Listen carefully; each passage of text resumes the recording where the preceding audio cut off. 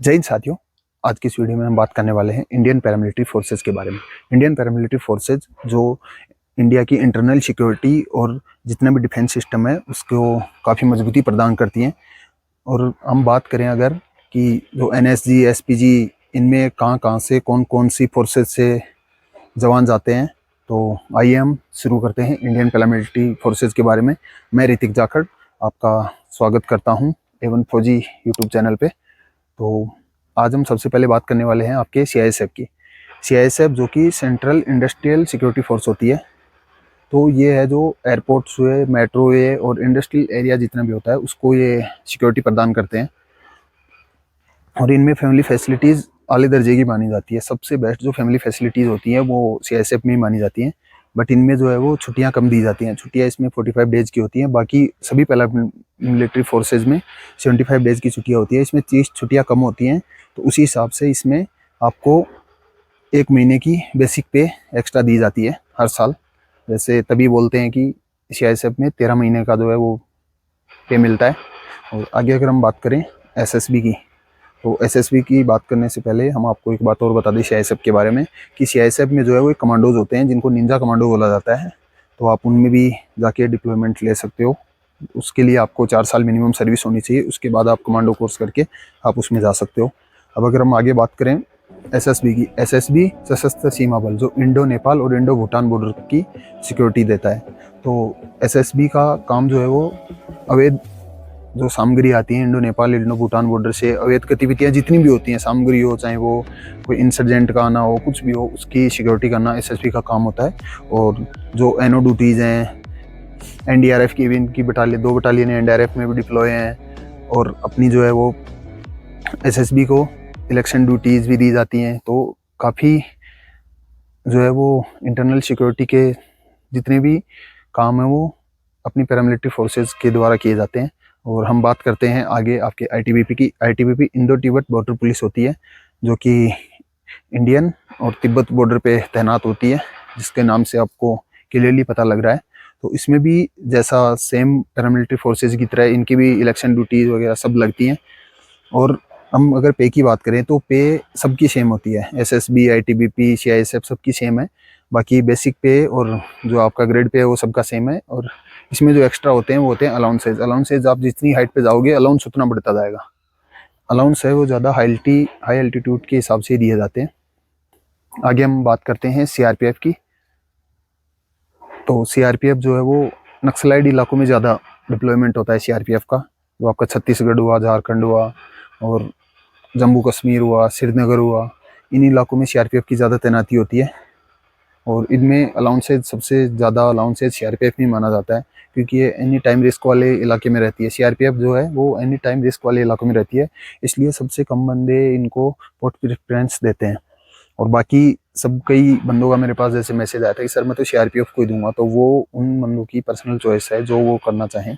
बाकी ज़्यादातर अगर 100 लोग फॉर्म अप्लाई करते हैं तो उसमें से 98% सीआरपीएफ को लास्ट में ही देते हैं।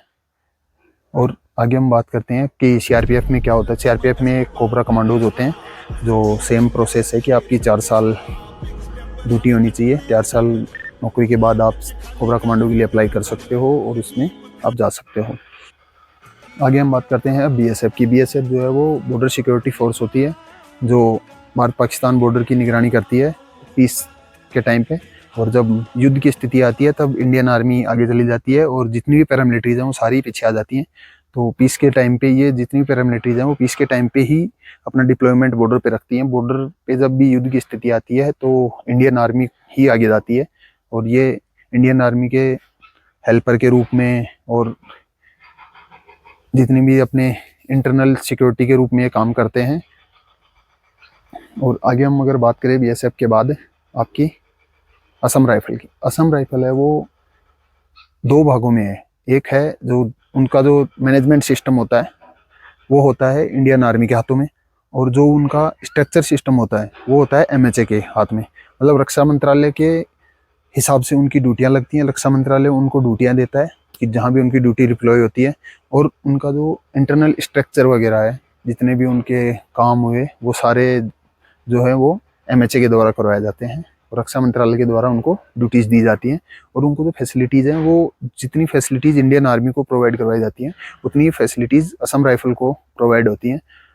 अब अगर हम बात करें इनकी सैलरी की, तो जितनी भी पैरामिलिट्री फोर्सेज हैं इन सबकी सैलरी जो है वो सेम होती है। इनके अलाउंसेस का फ़र्क होता है कि कई कई पैरामिलिट्रीज होती हैं, जैसे बीएसएफ जो है वो ट्रेनिंग टाइम से ही टीपीटी देना स्टार्ट हो जाता है, पर और पैरामिलिट्री फोर्सेज जैसे एसएसबी टीपीटी नहीं देता है, सीआईएसएफ भी टीपीटी नहीं देता है। तो ट्रेनिंग के बाद में जो है वो इनकी टीपीटी वगैरह लगते हैं, तब इनकी सैलरी कुछ कम रहती है, किसी की ज़्यादा रहती है, इस वजह से फ़र्क आता है। और आगे अगर हम बात करें फैमिली फैसिलिटीज़ की, तो फैमिली फैसिलिटीज़ हर पैरामिलिट्री फोर्सेज में दी जाती हैं। बाकी अगर जहाँ पे फैमिली फैसिलिटीज़ प्रोवाइड नहीं होती है तो वहाँ पे नहीं होती हैं। बाकी लगभग जगह भारत सरकार ने आज हर जगह ऐप भी बना रखा है, जिसके द्वारा आप कहीं भी अप्लाई करके आपको जहाँ भी फैमिली क्वार्टर्स खाली मिलेंगे वहाँ आप जाके इजीली अपना क्वार्टर के लिए अप्लाई कर सकते हो।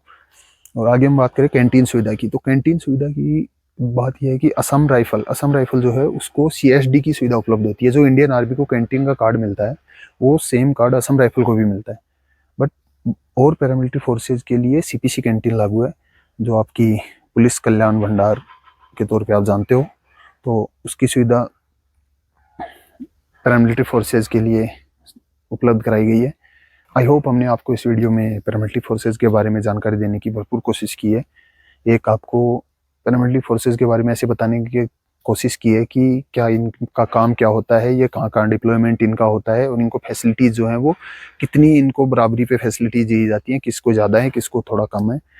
तो अगर वीडियो अच्छा लगे तो अपने दोस्तों के साथ ज़रूर शेयर करें। और हमने हर पैरामिलिट्री फोर्सेज के जो प्रोफाइल का वीडियो अपने चैनल पे अपलोड कर रखा है, आप जाइए और वीडियोस को देखिए, आपको पता लगेगा। पोस्ट प्रेफरेंस का भी वीडियो हमने अपने चैनल पे अपलोड कर रखा है। तो जाने से पहले वीडियो को लाइक और चैनल को सब्सक्राइब जरूर कर देना। तो चलिए फिर मिलते हैं अगली वीडियो में, तब तक के लिए जय हिंद, जय भारत।